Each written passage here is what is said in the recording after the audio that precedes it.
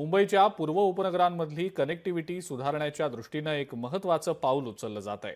MMRDAकडनं metro line 2B च्या DN नगर ते Mandale metro station दरम्यानची मेट्रो चाचणी सुरू करण्यात आलेली आहे।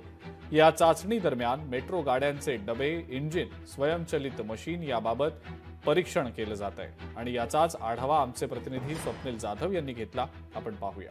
मेट्रो 2B च्या पहिल्या टप्प्यातील चाचणीला सुरुवात झालेली आहे। मेट्रोकडून डब्यांची चाचणी केली जाते, तसेच ट्रायल रन सुद्धा सुरू करण्यात आलेली आहे। यामध्ये सध्या BSNL स्टेशनवरती आहे।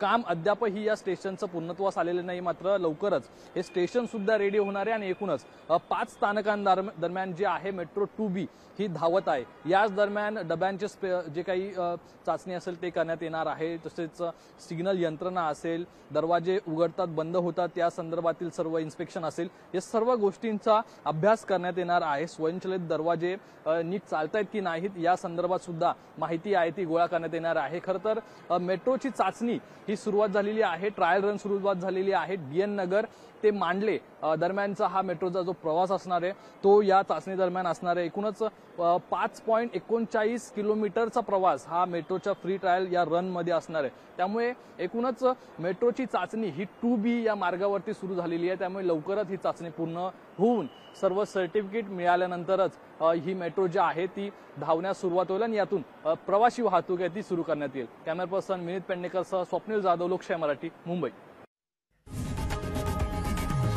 लोकशाही मराठी ऐका, पहा, जागरूक रहा।